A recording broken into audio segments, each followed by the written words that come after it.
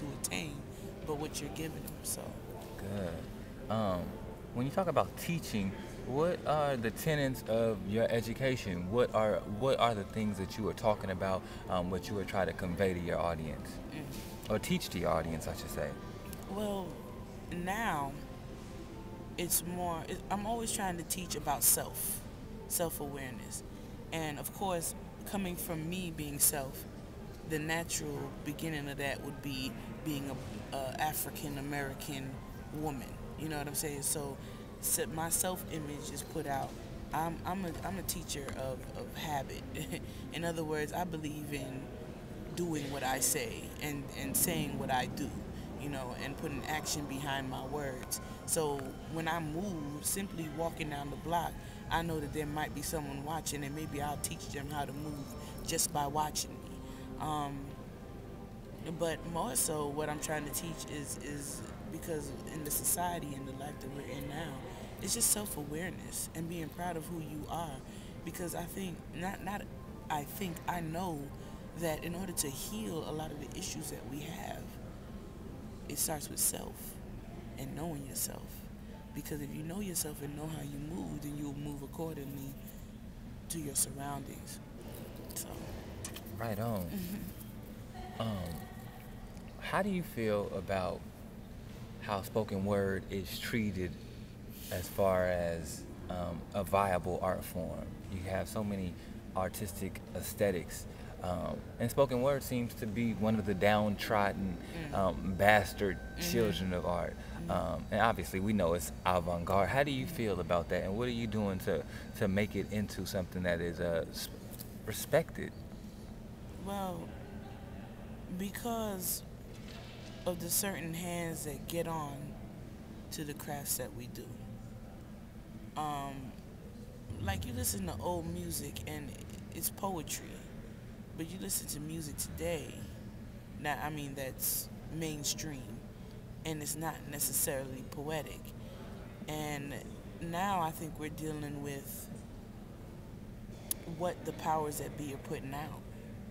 Because if I have the power to get to 50,000 more people than you do, I still have that influence on what I put out. You know what I'm saying? Well, you have only 50,000, I have 100,000 people I can reach with the power that I have. You know what I'm saying? You can still touch your 50,000, no doubt, but there's so much more than that, just that 50,000. So I believe like with poetry and how it's being treated, well, poetry's always been a sensitive thing, I think, through time. You know what I'm saying? Like, first it was men don't write poetry. Now men are dominant on the spoken word scene. You know, but there's people who travel all over, do this for a living, making more than lawyers and doctors. But then there's other people who like myself, that's nickel and diamond it at the open mics. I think it's more so. It is about who you know and how you know to get there, but it's also about what you want to do with yourself. Because I know that for some people, they have to follow some guidelines in order to be the mainstream artists that they are. So, not bashing anyone else or what anyone's doing, you do what you got to do. And spoken word in itself is just so flexible. There's people like Saul Williams is one of the most acclaimed spoken word artists out there as far as what he does. But he did some crossing over, he did movies, he does sitcoms, you know what I'm saying? So he's an actor as well. So it's kind of me, personally, I'm a blender. I have everything going on. But I was told, Light, you got to pick one and then come out. But, artistry doesn't work like that. You know, right now I might be thinking about drawing instead of writing a song. Am I supposed to not think about drawing because singing is what's going to be more mainstream? I can't differentiate that as a multifaceted artist. So, Um, what is your writing process like? You just talked about, I might want to, do a painting or write a song. When does your mind say, okay, now it's a poem? And what is that process like? see, it depends. There was one poem took me 3 years to write, and I only say that because I wanted to write a black on black crime poem. but I didn't want it to just be some nice words put together. I wanted it to be well thought out. So for 3 years, I refused to put the pen to the paper until I felt like, yeah, this is it. And I don't even remember what the moment was. But my muse is interesting. My whole energy is very interesting because sometimes I don't even know that I really feel deeply about certain things. And it's something that hit me. Like, okay, like one of the latest pieces I wrote is called Sway. And it hit me one day that the image of the hanging bodies, the most popular one with the 3 bodies, the lynching, Mm-hmm. I think it's a gentleman and 2 ladies. Right, right. Right?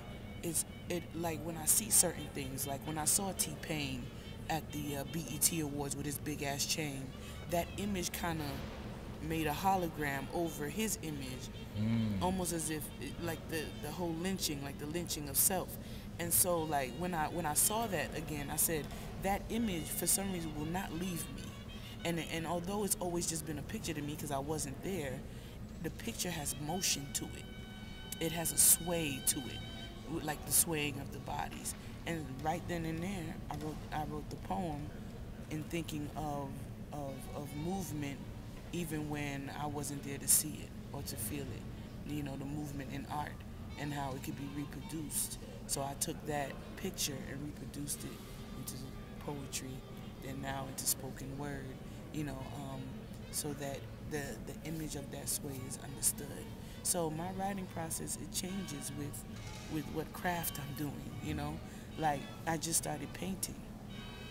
I don't know angles and all. I just take the paint and move the brush around and then pause, look at it, do it again, and when it's done, it lets me know it's done. Like I look at it and it's finished. So the process of writing is not really a process at all.